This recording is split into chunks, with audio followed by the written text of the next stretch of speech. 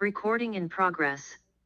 El tema de la aceidad de Dios, la aceidad de Dios. Usted y yo creemos, servimos y adoramos a un Dios que es eterno, independiente, autoexistente, autosuficiente. Y a eso realmente es a lo que nos referimos cuando hablamos de la aceidad de Dios. La palabra aceidad, como ocurre con la gran mayoría de nuestras palabras, proviene del latín, que es la palabra aceitas, que se deriva de la expresión AC, el cual significa de sí mismo o por sí mismo. En esa expresión la preposición a significa de y o desde, de o desde, y el pronombre reflexivo se significa sí mismo. Entonces, cuando hablamos o utilizamos esta palabra aceidad, estamos hablando del hecho de que Dios es de sí mismo o por sí mismo. Y el sufijo itas, en esa palabra en latín aceitas, itas, o en español idad, aceidad, ese sufijo quiere decir que es una cualidad o una propiedad. Entonces, claramente esta es una cualidad o una propiedad de Dios, que Él es de sí mismo o por sí mismo. Esto quiere entonces, hermanos, que decir que nosotros pudiéramos mencionar que la aceidad de Dios indica que Él existe de sí mismo o por sí mismo. Él es independiente de toda otra cosa. Hemos leído el libro El Dios bendito de, de George Swinock, y él dice en su libro El Dios bendito e ilimitado, él dice, Dios proviene de sí mismo y por lo tanto Él es su propia causa primera. Él es lo que es de sí mismo y desde sí mismo. Otro hermano puritano, William Perkins, él afirma acerca de Dios, Él es totalmente completo en sí mismo. Y dice él, Dios es el único ser AC. AC, ¿qué significa AC? Recuerden, significa de sí mismo o por sí mismo. Dios es el único ser AC. Esto quiere decir también entonces que nuestro Señor es un ser incausado. O sea, Él no tiene una causa. Él es un ser incausado. Él no depende de una causa, porque su existencia, pudiéramos usar el término filosófico, su existencia es necesaria. Nosotros no somos seres incausados. Nosotros necesitamos una causa. Nosotros no somos seres cuya existencia es necesaria, pero en el caso de Dios, Él es incausado y su existencia, sin ninguna duda, es necesaria. O sea, Él subsiste por sí mismo. Juan Calvino, en la institución de la religión cristiana, que yo le animaría a leer una página de esta teología sistemática de Juan Calvino, la institución de la religión cristiana, él dice, nada es más característico de Dios que su eternidad y su autoexistencia, o la palabra autousia. Esto es, dice Calvino, existencia de sí mismo. Él usa la expresión a, se,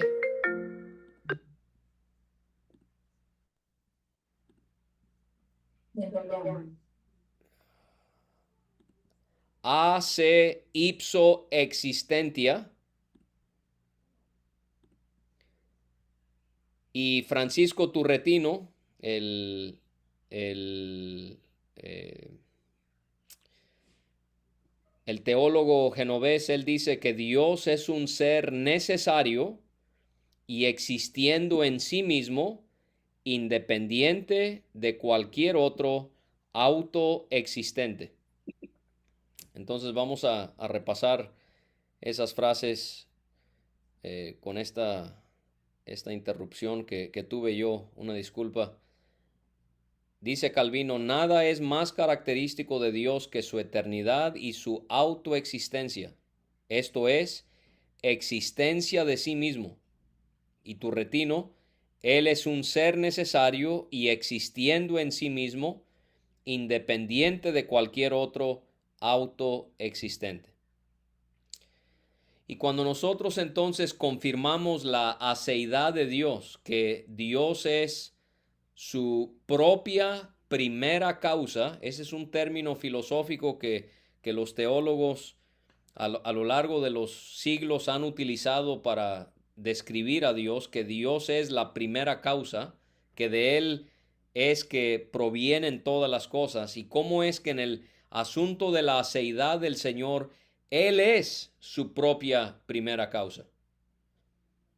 Joel Bicky y Pablo Smalley en su teología sistemática, ellos señalan que la aceidad de Dios no significa que Él es la causa de sí mismo como si fuera antes o subsecuente a sí mismo.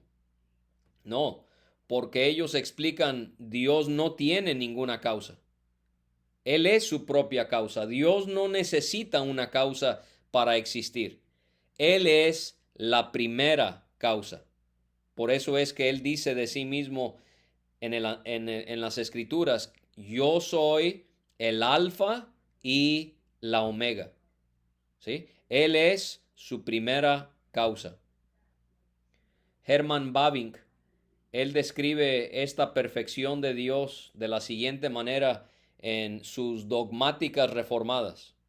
Él dice de Dios sin principio o sin causa, ingénito, ya hemos visto ese término en cuanto al Padre, que Él no fue engendrado, Él es ingénito, autogenerado, es la fuente de su propio ser, no recae de algo para existir, autogénito, no es engendrado de alguien, autoexistente, su existencia es independiente del tiempo, espacio o de cualquier otra cosa creada, autodivino, su naturaleza es divinamente perfecta y pura, autoluminiscente, es la fuente de toda luz, autosabio, su sabiduría es inherente e ilimitada, no la obtiene de alguna otra fuente, autovirtuoso, él es el estándar de toda excelencia moral, autoexcelente, perfecto en todo sentido, sin deficiencias, defectos o imperfecciones. ¿Qué les parece esa explicación tan magistral de Bavinck, que nos hace entender de una manera tan clara lo que es la aceidad? Nuestros hermanos puritanos también no se quedaron atrás, porque ellos en la Confesión de Westminster, que yo les animo que estén leyéndolo al estudiar un tema en particular, porque describen tantos conceptos con tanta profundidad y tanta sencillez a la misma vez. Ellos dijeron acerca de Dios en el capítulo 2 y en la sección 2, lo van a encontrar en la Confesión de Westminster. Dios tiene en sí mismo y por sí mismo toda vida, gloria, bondad y bienaventuranza. Él es el único todo suficiente en y por sí mismo, no teniendo necesidad de ninguna de sus criaturas hechas por Él, ni derivando gloria de alguna de ellas, sino que manifiesta su propia gloria en ellas, por ellas, hacia ellas y sobre ellas. Él es la única fuente de toda existencia, de quién, por quién y para quién son todas las cosas, teniendo el más soberano dominio sobre ellas, para hacer por medio de ellas, para ellas o sobre ellas, todo lo que a él le plazca. Todas las cosas están abiertas y manifiestas ante su vista. Su conocimiento es infinito, infalible, independiente de toda criatura, de tal manera que para él nada es contingente o incierto. Él es santísimo en todos sus consejos, en todas sus obras y en todos sus mandamientos. A él son debidos toda adoración, servicio y obediencia, que a él le place requerir de los ángeles, de los seres humanos y de toda criatura. Qué habilidad, cuánto quisiéramos nosotros, cuánto quisiera yo poder hablar de Dios así, como estos hermanos que se esmeraron en estudiar estos asuntos con tanta profundidad. Hermanos, la aceidad de Dios es entonces una de sus perfecciones incomunicables, ¿verdad? Hemos estudiado que Dios tiene virtudes que son comunicables, porque nosotros también participamos de ellas, en cierta manera, pero hay otras que son incomunicables, que nosotros no podemos participar de ellas. Esta es una de ellas. La aceidad de Dios es una perfección incomunicable. Es absolutamente imposible que digamos que nosotros podemos poseer aceidad, porque ningún otro ser sino Dios es autoexistente, autosuficiente.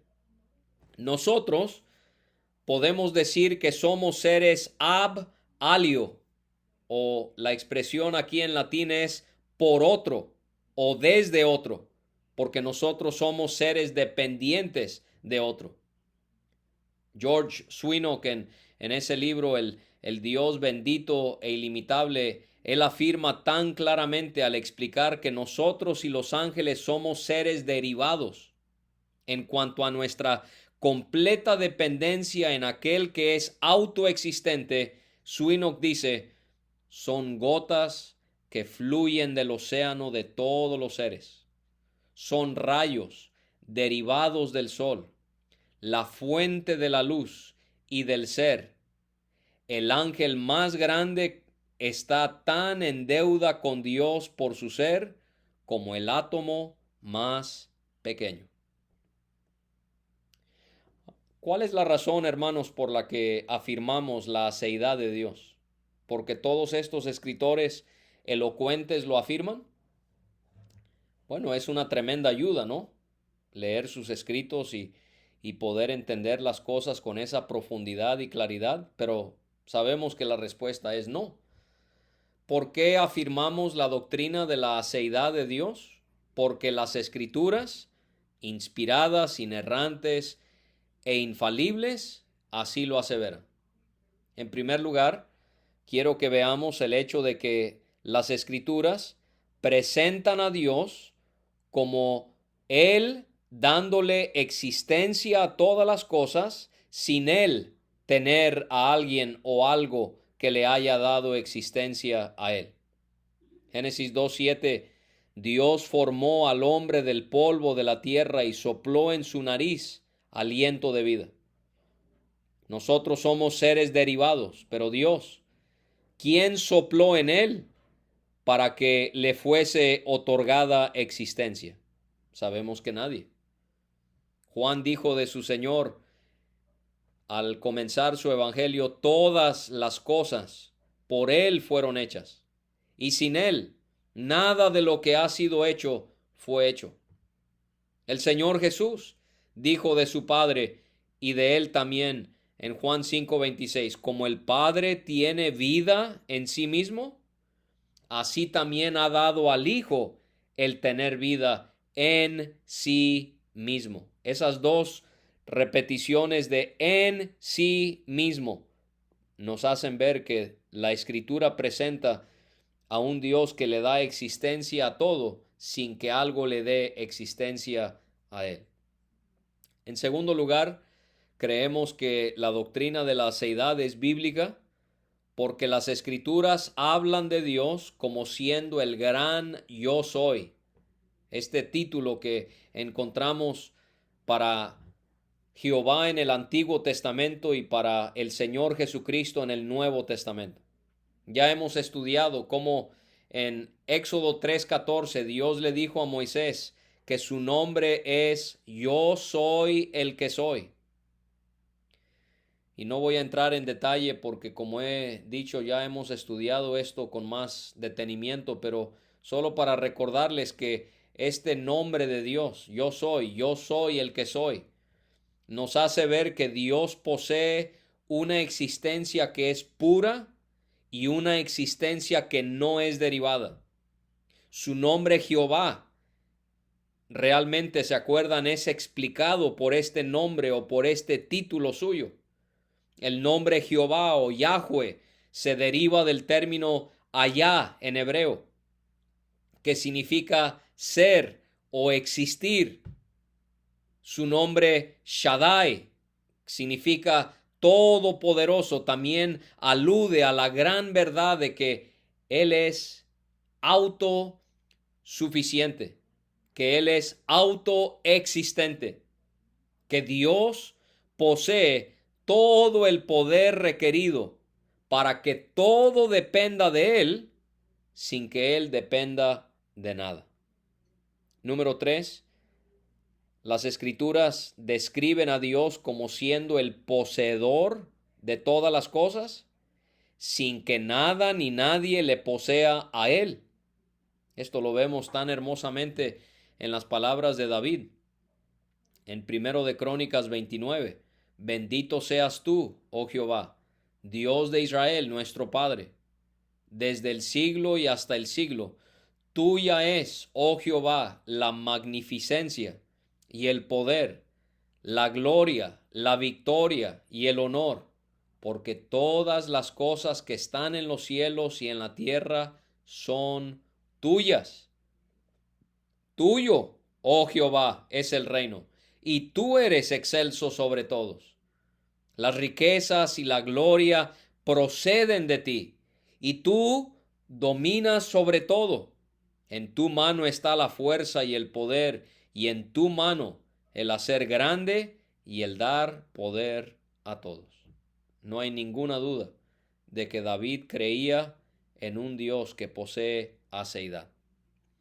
En cuarto lugar, las Escrituras afirman la aseidad de Dios porque detallan a Dios como siendo perfecto, tanto en su ser y en su conocimiento. Tanto en su ser y en su conocimiento, Dios es perfecto. Y esto habla de su aseidad.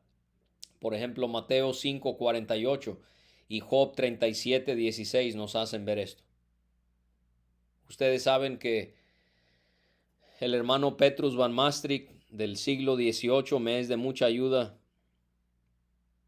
Y él relaciona la aseidad de Dios con la perfección que poseen todos los atributos del Señor.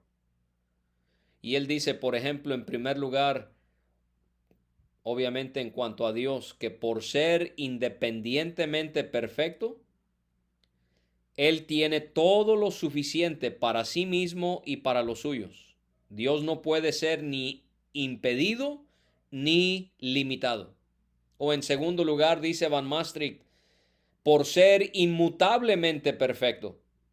Él tiene todo sin variación, sin incremento, sin disminución.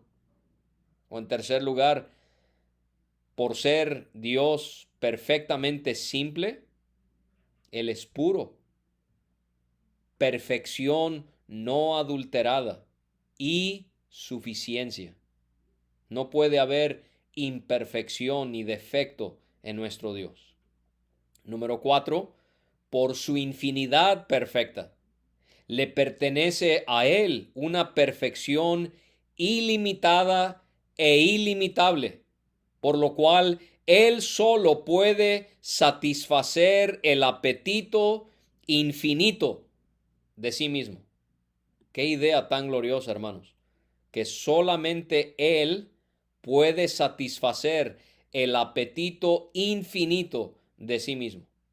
Número 5, por su eternidad perfecta. Que Dios nunca fue, es o será no perfecto ni todo suficiente. Y Él puede bendecir lo suyo eternamente. Número 6, que por su vida perfecta o su existencia perfecta, toda su perfección es activa para Él y suficiente también para los suyos. Número 7, por su intelecto perfecto. Él es consciente de su propia perfección y Él percibe toda necesidad de los suyos para poder suplirlas. Vamos a ver al final de este estudio, hermanos, que la doctrina de la aseidad debe traernos un sinfín de consuelo y de alivio. Que este Dios que existe de o por sí mismo sabe exactamente todo lo que yo y usted requerimos. Y número 8, dice Van Maastricht, por su voluntad perfecta, Él disfruta su propia voluntad y lo que Él quiere comunicar a los suyos. En quinto lugar, debemos creer que las Escrituras enseñan la aseidad de Dios porque aseguran que Dios, como dice Van Maastricht, para citarle otra vez, no carece de nada ni requiere de consejo, ayuda, poder o bondad. Y nosotros podemos basar esto en pasajes como Job 22, 2 y 3. Y este es un pasaje que naturalmente no nos va a gustar.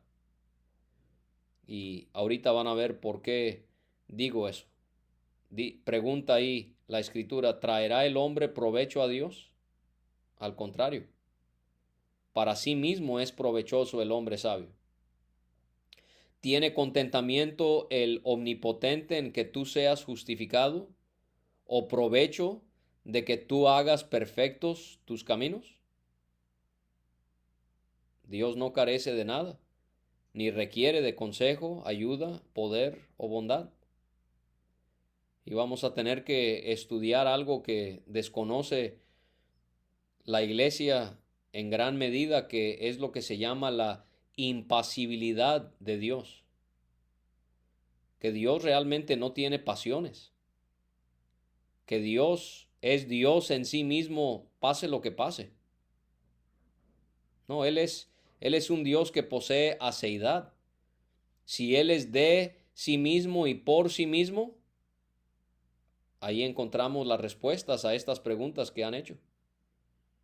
Que nosotros, hermanos, debemos comprender ese texto tan llamativo, que en una de mis visitas en Colombia fue el enfoque que le di a las prédicas, no sé cuántas fueron, como unas 8 o 9, sobre el Salmo 16, versículo 2, que dice David, no hay para mí bien fuera de ti.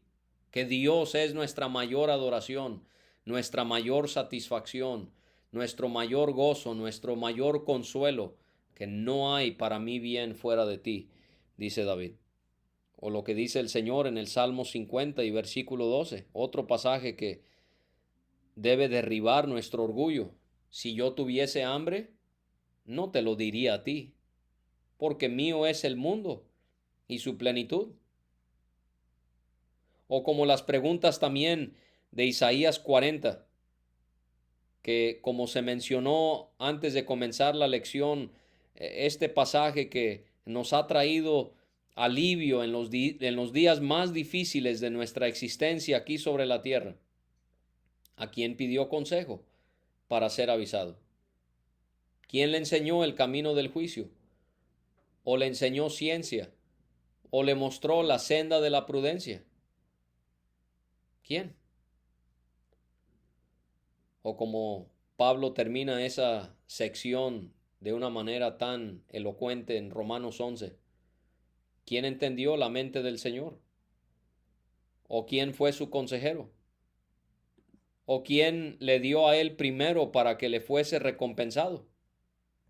No, hermanos, Dios no carece de nada, ni requiere de consejo, ayuda, poder o bondad. Ahora, quiero que hagamos un ejercicio en nuestras mentes y pensemos en lo siguiente. Por causa de la perfecta y completa aceidad de Dios, ¿qué más podemos decir acerca del Señor? O sea, ¿cuáles serían cualidades de Dios que van de una manera muy íntimamente relacionadas con esta cualidad de Él? Y queremos tener cuidado de esto, ¿no? Porque al final de cuentas todos sus atributos, Dios es todo eso. Pero ciertamente en nuestra manera humana de entender al Señor hay atributos que posiblemente se relacionan más los unos con los otros que en otros casos. Bueno, número uno, si Dios posee aceidad, también pudiésemos decir de Él que Él posee autoexistencia. Voy a citar otra vez a Swinnock, este hermano puritano que ustedes estarán de acuerdo escribiendo sobre Dios de una manera tan excelsa para la gloria del Señor. Él dice, Dios existe por sí mismo. Nadie en el cielo ni en la tierra. ¿Está listo, hermano, hermana, para escuchar esto? Nadie en el cielo ni en la tierra aporta nada a Dios. Nada a Dios. Él declara al mundo que es incapaz de la más mínima necesidad. Desafía al mundo a que produzca a quien alguna vez lo haya ayudado. Vicky y Smalley en su teología sistemática, ellos concuerdan. Ellos dicen, no podemos añadirle ningún bien a Dios. Nuestros regalos y ofrendas, ¿de quién vienen? Vienen de Él. Salmo 24, 1, 2 y 50 del 7 al 13. Y ellos citan a John Frame. La adoración bíblica, a diferencia de mucha adoración pagana, no tiene como fin satisfacer las necesidades de Dios. Esto basado en lo que ya cité de Job 22, 2 y 3. Dice Vicky Smalley, nuestra obediencia no le añade nada o a su gloria esencial, ni nuestro pecado le resta algo. Y esto está basado en pasajes como Job 35, 6 y 7, Romanos 11, 35 y Job 41, 11. Si Dios posee aceidad, Él posee también autoexistencia. Número 2. Si Dios posee aceidad, Él también posee independencia. Este sería posiblemente algo que también pudiésemos dedicar un espacio para estudiar, la independencia o el hecho de que Dios es un ser independiente, que Él no depende de nada, muy parecido a la aceidad. Pablo predicó, por ejemplo, en Atenas que Dios no necesita de algo, Hechos 17:25. Y hermanos, cuando nosotros empezamos a estudiar los atributos de Dios, yo mencionaba algo que no podemos olvidar, que en la aceidad de Dios necesitamos comprender que su aceidad es a tal grado que Dios no necesita recaer en sus atributos para ser lo que es. ¿Por qué? Porque sus perfecciones no le dictan a Él cómo Él ha de ser o cómo Él ha de actuar, porque Dios más bien es cada uno de esas cualidades. O sea, Dios no es amor por causa del amor. No, Dios es amor. Eso es lo que Él es en su esencia. Él no necesita depender de un concepto metafísico como el amor para entonces mostrarnos amor. Y algo que también debe herir nuestro orgullo, hermanos, es que nosotros, si estudiamos de una manera objetiva la Biblia, nos damos cuenta que Dios no creó el universo porque estaba solo. O también entenderíamos que Dios nos pide que le adoremos. Pero Dios no necesita de mi adoración para que Él sea lo que es. Él es el Dios bendito. Él es el Dios eternamente feliz en sí mismo. Wayne Grudem, él demuestra esto al explicar cómo es que la glorificación del Señor fue una realidad. ¿Desde cuándo, hermanos? ¿Desde que fuimos creados? No. El Señor hace ver en esa oración antes de ir a la cruz, en Juan 17:5, que la glorificación del Señor fue una realidad desde antes de la creación.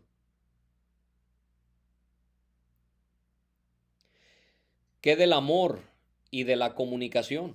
¿Eso comenzó con nuestra creación? No. Ahí mismo en esa oración, en Juan 17:24, vemos que había amor y había comunicación dentro de las tres personas de la Trinidad desde antes de la creación. Entonces, si Dios posee aceidad, Él posee autoexistencia, Él posee independencia, Él también posee autosuficiencia, que es otro término que ya he estado utilizando en esta noche. Que si Dios posee aceidad, Él también es autosuficiente. Que nuestro Dios es la fuente de todo bien, pero que ninguna fuente le da a Él. Él es el que suple todas las fuentes de bien que nosotros podemos experimentar, pero no hay ni una sola de ellas que le brinda a Él algo que Él requiere. Voy a volver a citar a Swinnock. Él dice, todos los demás seres son dependientes. Los más altos y fuertes no pueden soportar su propio peso, pero como la hiedra necesitan algo en que apoyarse. En Él todas las cosas permanecen, Colosenses 1:17. Él sostiene todo por la palabra de su poder, Hebreos 1:3. Él es el atlas que sostiene el mundo entero. Sin Él se derrumbaría. Dios es al mundo como el alma al cuerpo. Él anima y acciona todo en Él y capacita a sus criaturas en todos sus movimientos.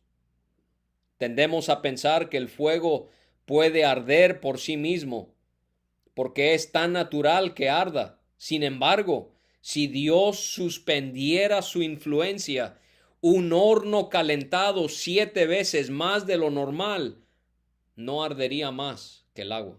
Daniel 3:27.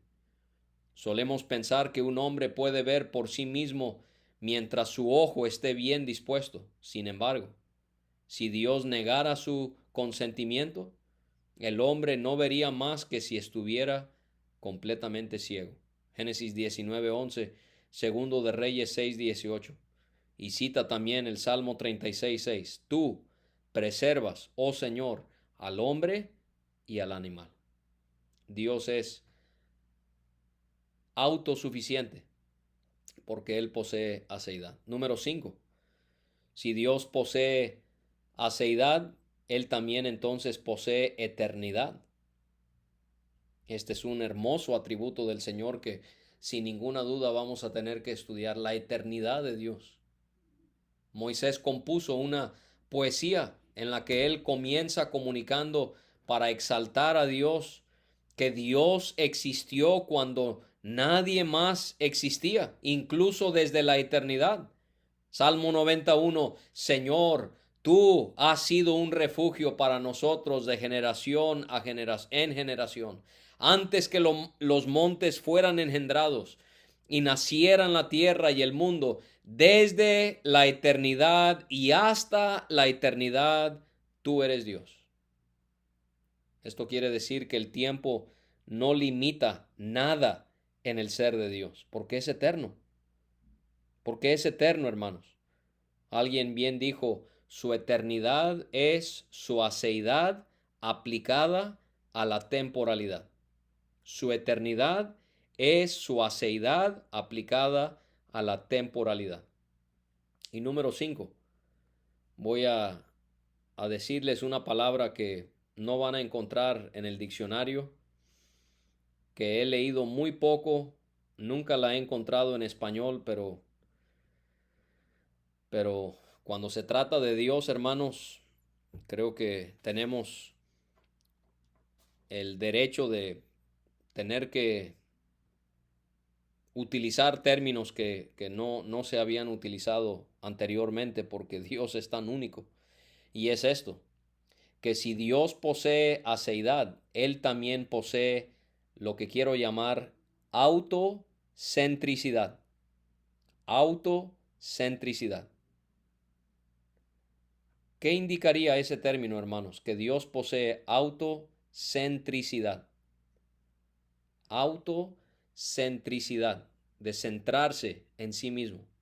Esto quiere decir lo siguiente, hermanos, que el Señor, a diferencia de lo que muchos creemos, a diferencia de lo que muchos creemos, el Señor hace todas las cosas principalmente para su gloria y no porque quiere el bien de sus criaturas. Muchos cristianos piensan que lo que más consume y obsesiona a Dios es el bien de su pueblo. Ese no es el Dios que presenta la Biblia. El Dios que es presentado en la Biblia es el Dios que principalmente hace todas las cosas para su propia gloria. ¿Cuál es el fin principal del hombre? Glorificar a Dios y gozar de Él para siempre, nos dirían los puritanos en la primera pregunta del catecismo de Westminster. El fin principal del hombre es glorificar a Dios y gozar de Él para siempre. Ese es el fin principal del hombre. Ahora yo les preguntaría, ¿cuál es el fin principal de Dios? Si el fin principal del hombre es glorificar a Dios y gozar de Él para siempre, el fin principal de Dios es glorificarse a sí mismo y gozarse en sí mismo. ¿Han leído la expresión en las Escrituras que Dios hace algo por el amor a su nombre? Eso es, hermanos. Dios actúa. Dios es principalmente por el amor que tiene en su propio nombre para que Él reciba toda la exaltación que Él desea. ¿Qué es entonces lo que más consume? Obviamente Dios no puede ser consumido por nada porque es infinito, pero hablando analógicamente para que lo comprendamos, ¿qué es lo que más consume a Dios, amados creyentes? Dios mismo. Eso es lo que más consume a nuestro Dios. Dios mismo. Swinnock, discúlpeme que lo cito otra vez, pero es difícil superarlo. Swinnock lo dice tan bien. Así como Dios es su primera causa, también es su fin último. Así como es completamente de sí mismo, también es completamente para sí mismo. Todos los demás seres son para otro. Colosenses 1:16.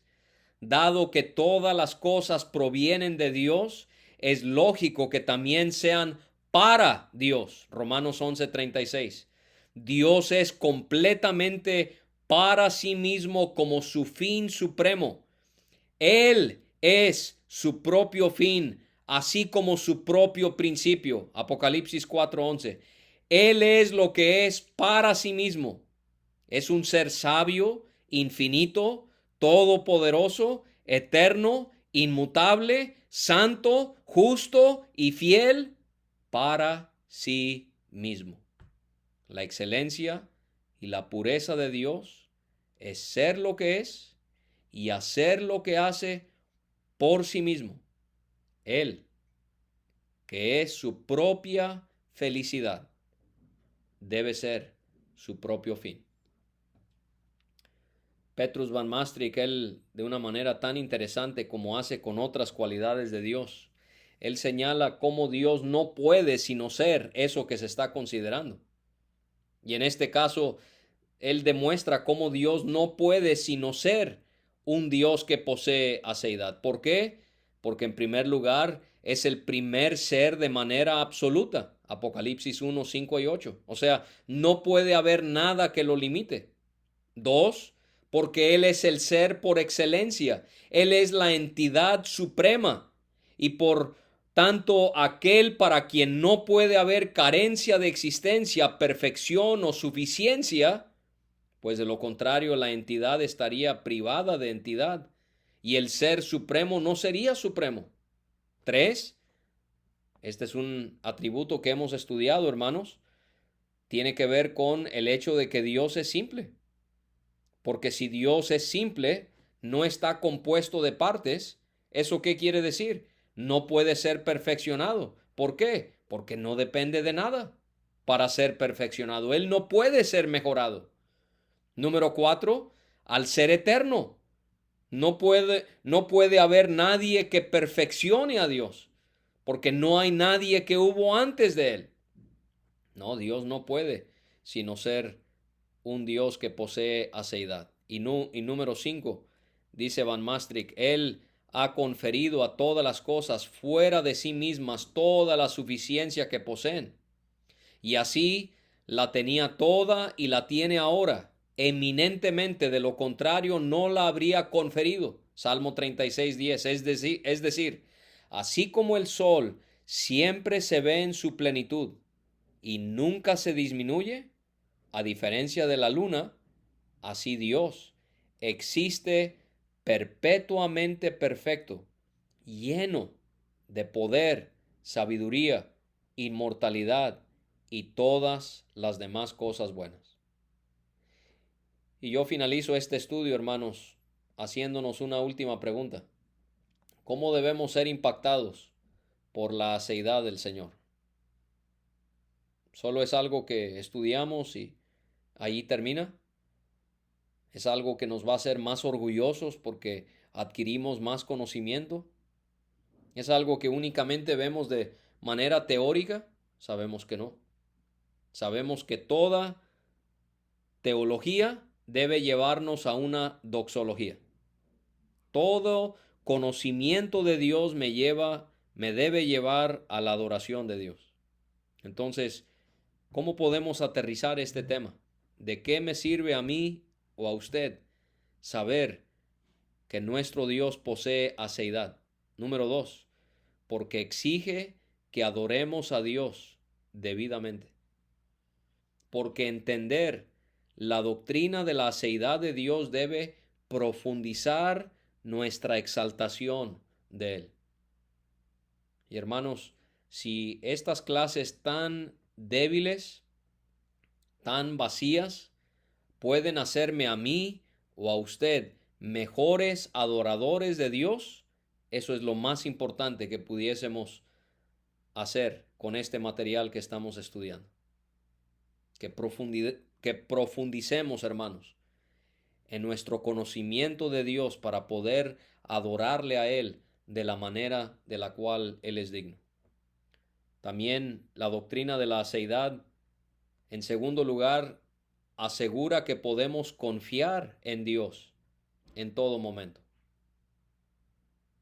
Usted está pasando por angustias, por pruebas, o quizás en poco tiempo estará pasando por aflicciones muy severas. Hermanos, no importa cuál sea nuestra situación, nosotros podemos en todo momento creer ciegamente en aquel que posee todo lo que requerimos. Podemos confiar en el Dios que posee perfecta aceidad. En tercer lugar, la aceidad también confirma que ¿quién es nuestra suficiencia, hermanos? ¿Nosotros? Sería muy difícil, muy complicado que nosotros fuésemos nuestra propia suficiencia. Jamás, ¿verdad? Nuestra suficiencia, ¿quién es? Es Dios. Es interesante que Pablo recalca esto por lo menos 3 veces en su segunda carta a los Corintios.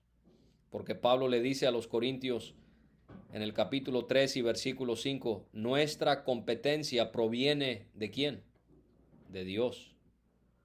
Pablo también en la segunda carta le dice a los Corintios, poderoso es Dios para hacer que abunde en ustedes toda gracia, a fin de que teniendo siempre en todas las cosas todo lo suficiente, abunden para toda buena obra. Hermanos, en todo lo que hacemos, Dios es nuestra suficiencia. ¿Y se acuerdan en el capítulo 12 cómo vemos el asunto de la suficiencia? Cuando Pablo tiene ese aguijón en la carne, 3 veces le pide al Señor que se lo remueva. ¿Y qué le dijo el Señor? Le dijo que no. Le pidió, bástate mi gracia. Hermanos, Dios es nuestra suficiencia. Dios es todo lo que tenemos y es todo lo que necesitamos. No busquemos nuestra suficiencia en nosotros mismos o en algo más o en alguien más. Número 4, la seidad de Dios testifica que todo lo que no es Dios y todo lo que no está en Dios, ¿cómo pudiésemos describirlo? Completamente y totalmente vano. Cuando yo veo a este Dios que es completamente de sí mismo o por sí mismo, yo debo llegar a la misma conclusión que el salmista en el Salmo 73. ¿A quién tengo yo en los cielos, sino a ti? Y fuera de ti, nada deseo en la tierra. Mi carne y mi corazón desfallecen, mas la roca de mi corazón y mi porción es Dios para siempre.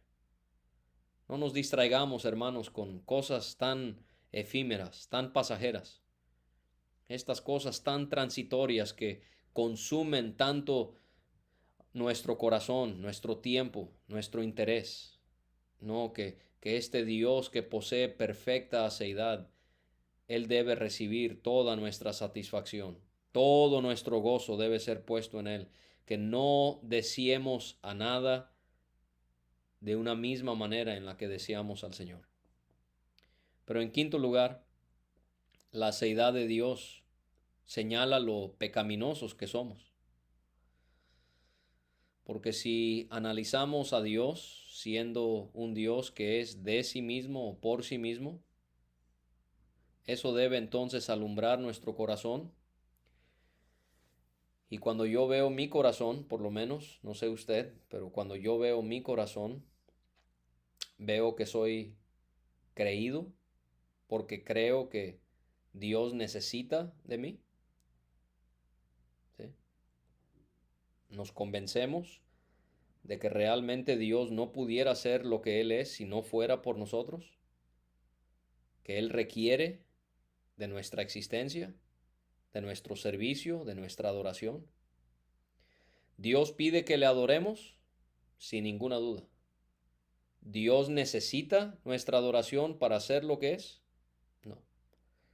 ¿Dios nos da dones para que nosotros sirvamos para la edificación de la iglesia? Sí, sí los da. ¿Dios requiere de nuestro servicio para llevar a cabo su obra? No. También cuando veo la seidad de Dios, esto hace salir a la luz ante mis ojos el hecho de que hay una perversión que cometo día tras día tras día, y es que confío en mí mismo cuando no soy nada,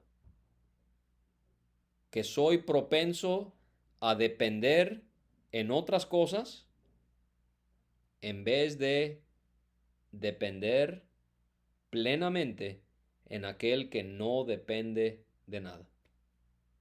¿Cómo lo veo? En mi vida de oración, tan fatídica, tan limitada, tan débil. Mi falta la falta de disciplina en mi vida de oración demuestra lo mucho que confío en mí mismo, lo mucho que dependo de otras cosas que no son el Señor. Hermanos, que la aceidad de Dios nos haga confrontar cosas que necesitamos corregir, porque nos señala lo pecaminosos que somos. Y en quinto lugar, para terminar con una nota de ánimo, de consuelo, es la doctrina de la seidad de Dios afirma que nuestra esperanza, hermanos, es segura, que todo lo que Dios nos ha prometido, este Dios que posee perfecta seidad, se cumplirá plenamente.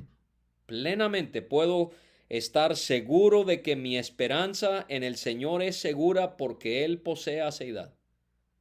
Y que nada puede cambiar, que por su gracia lo que se dijo del antiguo en Hebreos 11:26 se puede decir también de usted y de mí, teniendo por mayores riquezas el vituperio de Cristo que los tesoros de los egipcios. ¿Por qué? Porque tenía puesta la mirada en el galardón. ¿Está seguro el galardón, hermanos? Sí, no por nosotros, no porque Dios nos lo deba, sino porque nuestra esperanza es segura. Nosotros podemos entonces añorar fervientemente, anticipar, estar en la presencia de Dios, estar con Él, reinar con Él, servirle a Él y por encima de todas las cosas adorarle a Él. ¿Por qué? Porque nuestra esperanza es segura.